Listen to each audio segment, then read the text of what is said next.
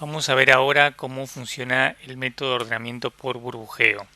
Vamos a partir usando el mismo vector desordenado que teníamos antes con estos valores 3, 2, 5, 1 y menos 4, y aplicando otro enfoque vamos a llegar al mismo resultado. Luego vamos a ver por qué se llama método de burbujeo, que es una especie de imagen gráfica respecto de lo que realiza el método con cada uno de los elementos del vector. ¿Cómo funciona el método esencialmente? Bien, se van comparando de a pares los elementos del vector y nos vamos preguntando si esos elementos están ordenados como queremos que lo estén al final, es decir, como corresponde, según hayamos elegido que el orden sea creciente o decreciente.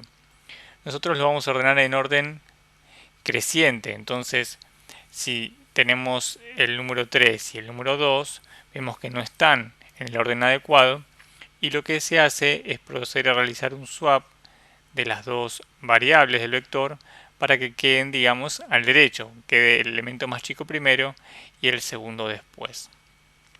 Y eso se realiza tantas veces como pares haya hasta agotar todo el vector. Se compara 3 con 2, eso no está en el orden correcto, se realiza el swap, queda 2 y 3, luego se compara 3 con 5, 3 con 5 están en el orden creciente, adecuado, luego se va a comparar 5 con 1, 5 y 1 están desordenados, se ponen de forma creciente, y el último par es 5 y menos 4, que se ordena para que el 5 caiga al final del vector, y el resultado que tenemos cuando hemos hecho todas estas comparaciones de los pares de punta a punta del vector es que el último elemento del vector, que contiene el 5, ya está ordenado, y fíjense que lo que falta es ordenar este subvector que ha quedado en la parte superior. Es como si el elemento más pesado, el 5, fuera cayendo hacia la parte inferior del vector en virtud de estas comparaciones de a pares que vamos realizando. Esto se vuelve a realizar, ¿sí? Notemos que el 5 ya quedó ordenado, o sea que será necesario volverlo a realizar solamente en los primeros 4 elementos. Comparamos 2 con 3, 2 con 3 están en orden. Comparamos 3 con 1, 3 con 1 hay que darlos vueltas, se hace el cambio. Comparamos 3 con menos 4, 3 y menos 4 tampoco están en orden creciente, se dan vuelta. Y finalmente el elemento 3, que era el más pesado de este subvector en el cual iniciamos, queda ordenado. El 3 cae al fondo del vector y queda este subvector de 3 elementos para seguir ordenando. Como ven, es necesario volver a repetir esta operación cada vez menos veces porque nos va quedando una especie de subvector más chiquito que ordenar. Entonces volvemos a comparar. 2 y 1 están en el orden equivocado, no están en el orden creciente, los swapeamos. Luego nos quedan 2 y menos 4, se swapean también, el menos 4 debería ocupar esta posición. Y nos queda el elemento 2 ordenado. Fíjense que 2, 3 y 5 ya que están ordenados en la ubicación que les corresponde. Y 1 y menos 4 hay que seguir ordenándolos. El siguiente paso se realiza una única comparación entre estos dos elementos y finalmente el vector queda completamente ordenado. En cada una de esas iteraciones que fuimos realizando, que están resumidas en esta imagen, el elemento más pesado cae al fondo del vector. Acá es el 5, acá es el 3, acá es el 2 y acá el 1. Y es como que los elementos más pesados van cayendo hacia el fondo del vector y los más livianos van subiendo hacia la parte superior, hasta que al final todo el vector queda ordenado.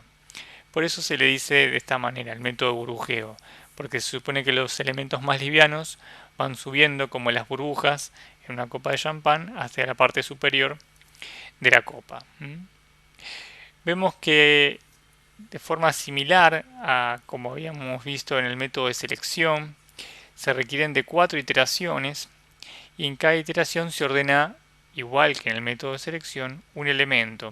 En este caso, el elemento más pesado, primero en el vector total, después cuando se hace la primera iteración me queda un subvector de 4, se ordena el elemento más grande, el número más alto, más pesado, ese subvector, el 3, luego queda este subvector, se ordena el 2, y finalmente este subvector y se ordena el 1, y con estos 4 pasos ya queda el vector ordenado. Lo que nos interesa ahora es pasar de esta lógica al código.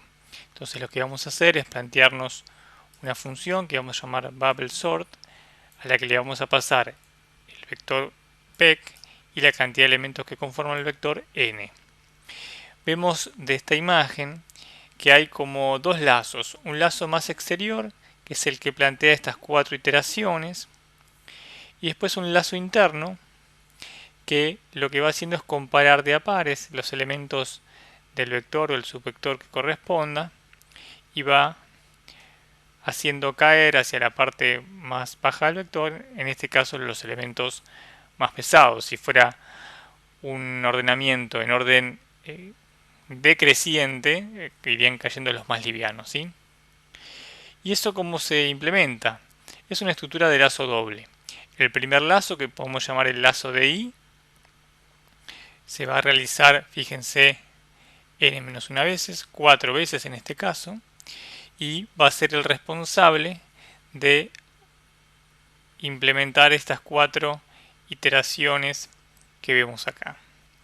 Y dentro de cada uno de esos lazos va a haber un segundo lazo que llamamos lazo de j, que el lazo de j, fíjense, se va a hacer n-1 menos i veces. Es decir, que en la primera iteración, cuando i vale 0, el valor máximo de j va a llegar a valer n-1 es 4, menos 0, 4, o sea, se va a hacer 4 veces. En la segunda iteración se va a hacer 3 veces. En la tercera se va a hacer 2 veces. Y en la última se va a hacer una vez. ¿Y eso con qué está relacionado? Está relacionado con que en la primera iteración yo tengo que hacer 1, 2, 3, 4 comparaciones. En la segunda iteración tengo que hacer solamente 3 iteraciones. Finalmente, antes de terminar, tengo que hacer 2 iteraciones, 2 comparaciones solas, y en la última, una sola iteración. Esa es la razón por la cual el lazo este de j, fíjense, se va realizando una cantidad decreciente de veces. ¿Y qué se hace en cada iteración de j? Hay un if, que el if compara el elemento j con el elemento j más 1 del vector, que esto es equivalente a comparar los elementos que están adyacentes unos al otro. Si j es la variable que va incrementándose, para que este par, si este par que está marcado aquí, vaya avanzando, vaya desplazándose a medida que recorremos el vector. Si el orden en el cual estos elementos están ubicados no es el correcto, es decir, no están ordenados de forma creciente, por ejemplo, si queremos ordenar el vector de forma creciente, entonces lo que hacemos, si esa condición se cumple, es realizar el famoso swap de variables, es decir, cambiar el valor del elemento j con el valor del elemento j más 1. Lo que vamos a hacer ahora, que creo que va a clarificar mucho cómo funciona este código, es hacerlo funcionar, ir viendo qué ocurre en cada una de las iteraciones paso por paso. Vamos a ver ahora en este esqueleto que armé para probar el método de burbujeo.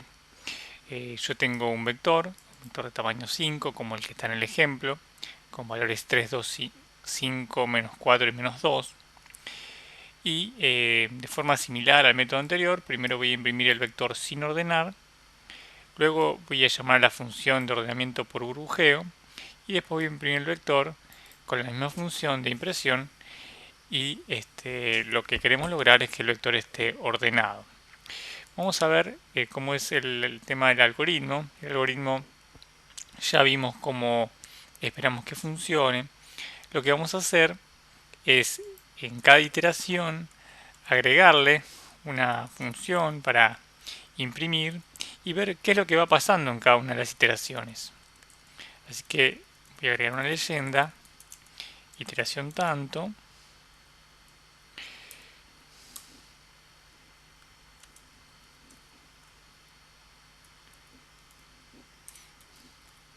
el número de la iteración viene dado por el lazo de la letra I, y voy a imprimir el vector en cada una de estas iteraciones. Voy a imprimir vec, voy a imprimir el vector en cada lazo, cada vuelta del lazo, para poder ver qué va pasando. Y le voy a poner un getChar también para que haga una pausa y me dé tiempo a ver qué es lo que ocurre. Bien, corramos.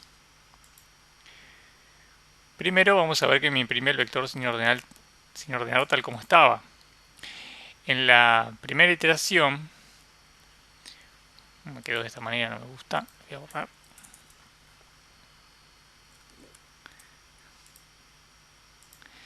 Ahí va. En la primera iteración, fíjense que el elemento 5, que era el elemento más pesado, va a caer al fondo del vector y va a quedar ordenado. Y el resto de los elementos va a quedar en el orden según cómo se fueron haciendo los swaps, ¿sí? Vamos a ir a la segunda iteración. Vemos que en la segunda iteración el elemento 3, que era el segundo elemento más pesado después del 5, cae al lugar que le corresponde en el anteúltimo lugar del vector.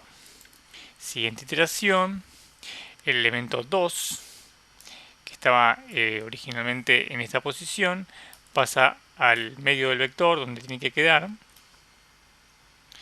Finalmente vemos que en la última iteración el elemento menos 2 se ordena y simultáneamente, como en la última operación de iteración se hace un swap de las últimas dos variables que quedan, se ordena también el elemento menos 4. Y finalmente el vector queda ordenado.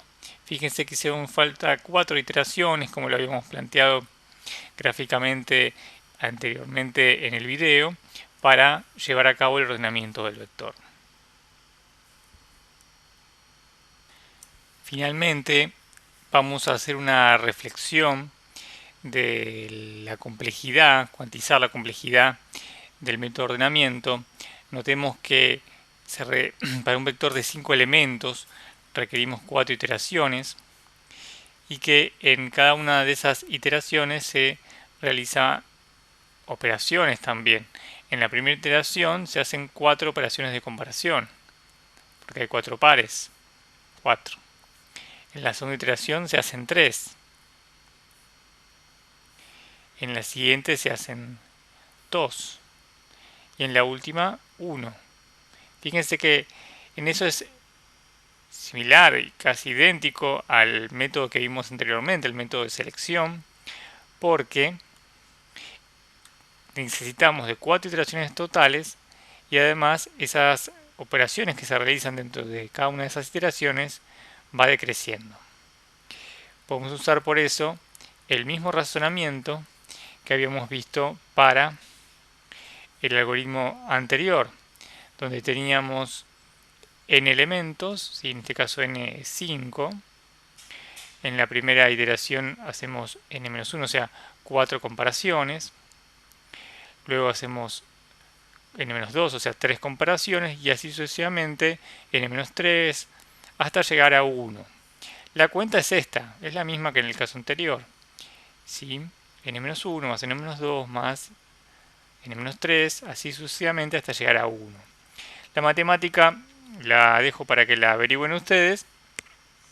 Y fíjense que nos quedamos con el mismo polinomio de antes, donde se siguen los mismos razonamientos que en el método de selección. La cantidad de operaciones que tengo que realizar es un polinomio cuadrático. Cuando n crece, entonces el término n al cuadrado tiende a ser mucho mayor que el término de n, es decir, que lo podemos simplificar, lo podemos despreciar en realidad, porque es mucho más significativo el término cuadrático. Imagínense que n es 1000, entonces este término n al cuadrado es 1.000.000, y este término n es 1000, es la milésima parte, por eso lo podemos despreciar fácilmente. Y vemos también que la cantidad de operaciones a realizar por un vector de n elementos es proporcional a n al cuadrado.